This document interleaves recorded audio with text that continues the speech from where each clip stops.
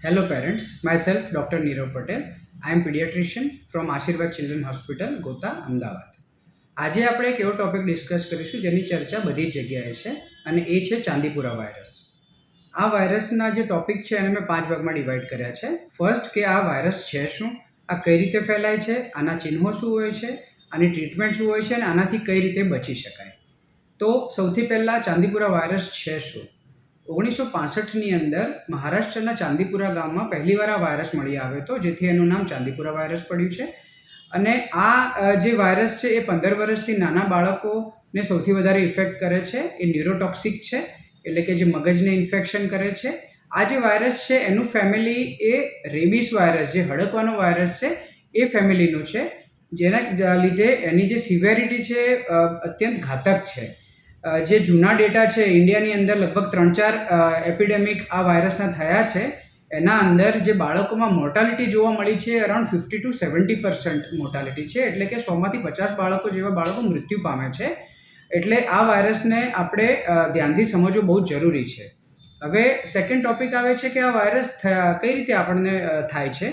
તો એ સેન્ડફ્લાય નામની એક માખી આવે છે, જેને રેત માખી પણ કહેવાય છે. એના કરડવાથી આ વાયરસ આપણા શરીરમાં પ્રવેશે છે. સ્પેશિયલી ફિમેલ સેન્ડફ્લાય માખી છે.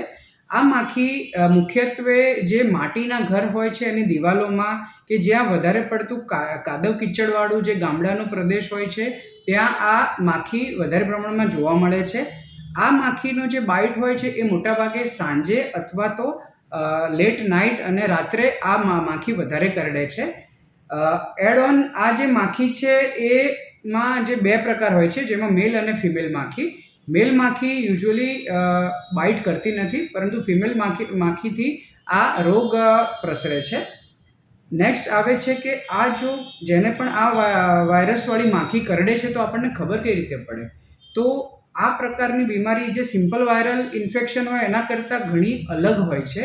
દાખલા તરીકે વાયરલ ઇન્ફેક્શનમાં આપણને થોડો ધીમો તાવ 1-2 દિવસ થોડો રહેતો હોય છે અને બીજા સિમ્ટમ ડેવલપ થતાં થોડો સમય લાગતો હોય છે. જ્યારે આ વાયરસમાં પહેલાં 24 to 48 અવર્સમાં જ બહુ જ high grade fever, severe headache, vomiting, અનકોન્શિયસનેસ, ખેંચ, જે મલ્ટી ઓર્ગન ડિસફંક્શન, શોક, એવા સિમ્ટમ વિધિન 48 અવર્સ 72 અવર્સમાં બાળક સિરિયસ થઈને, જે 3 દિવસ પહેલાં બાળક એકદમ હસતું રમતું હોય છે, 3 દિવસમાં જે બાળક એકદમ સિરિયસ સ્વરૂપ ધારણ કરે છે.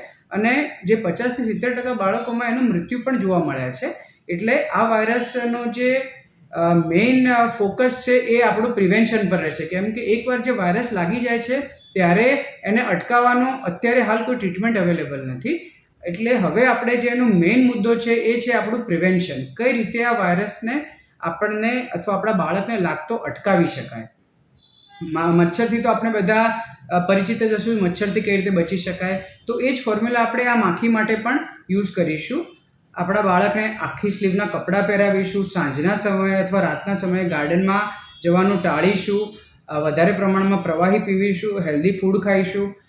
સ્પેશિયલ મસ્કીટો રિપેલેન્ટ ક્રીમ આવતી હોય છે, એને સ્પેશિયલી ડીટ કન્ટેનિંગ જે ક્રીમ આવતી હોય છે તેને આપણે બાળકોના શરીર પર જો સેન્સિટિવ ના હોય તો લગાવીશું.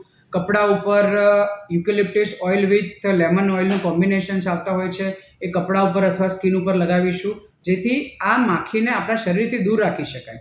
બીજો હોય છે કે જો માખી જોવા મળે તો તાત્કાલિક એનો નાશ કરવો જરૂરી છે. મસ્કીટો રેકેટથી, સ્પેશિયલી ઘરમાં માલાથેનોન કરીને કેમિકલ આવે છે, એનો ઘરમાં છંટકાવ કરો. બહારની બાજુ જ્યાં પાણીનું કલેક્શન હોય ત્યાં એને અટકાવો, કે ક્યાં પણ આર્ટિફિશિયલ વોટર કલેક્શન વધારે પડતું ના હોય, કાદવ કિચડ ના હોય, વધારે પડતી માખીઓ ભેગી થાય, જાણે કે અઠવાડ હોય કે ખાવાનું ખુલ્લું પડ્યું રહેતું હોય ત્યાં વધારે માખીઓ અટ્રેક્ટ થતી હોય છે. તો માખીઓને દૂર કરવા માટે સ્પેશિયલ આ બધા કેમિકલનો છંટકાવ કરો, ખોરાકને ઢાંકેલો રાખો, જેથી માખીઓથી બચી શકાશે.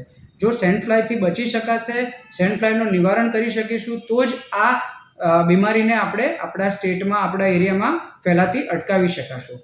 હવે લાસ્ટ પાર્ટ પર આવીશું, એ છે એની ટ્રીટમેન્ટ.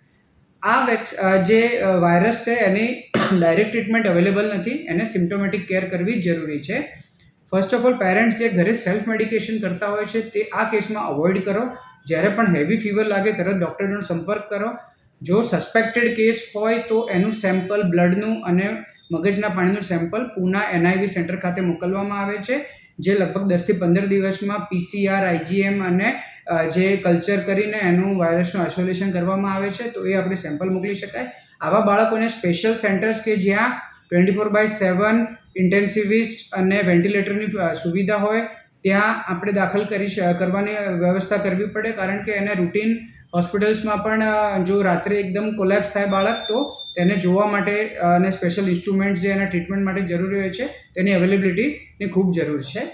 તો એક સેન્ટેન્સમાં હું કહીશ કે ચાંદીપુરા વાયરસથી ડરવાની જરૂર નથી, પરંતુ આ વાયરસ માટે જે વધારે કંટ્રોલ કરવા માટે ઇમ્પોર્ટન્ટ સ્ટેપ છે એ માખીનો ઉપદ્રવ ઘટાડો અને તમારી બાળકોને હેલ્ધી રાખો, આખા કપડાં પહેરાવો, અમુક લાઇફસ્ટાઇલ ફોલો કરો, રાત્રે મચ્છરદાનીનો પ્રયોગ કરો અને જો કદાચ બાય ચાન્સ કોઈ પણ સિમ્ટમ જણાય તો નિગ્લેક્ટ ના કરીને તરત જ આપના કોઈ નજીકના ડૉક્ટરનો સંપર્ક કરો. જય હિન્દ.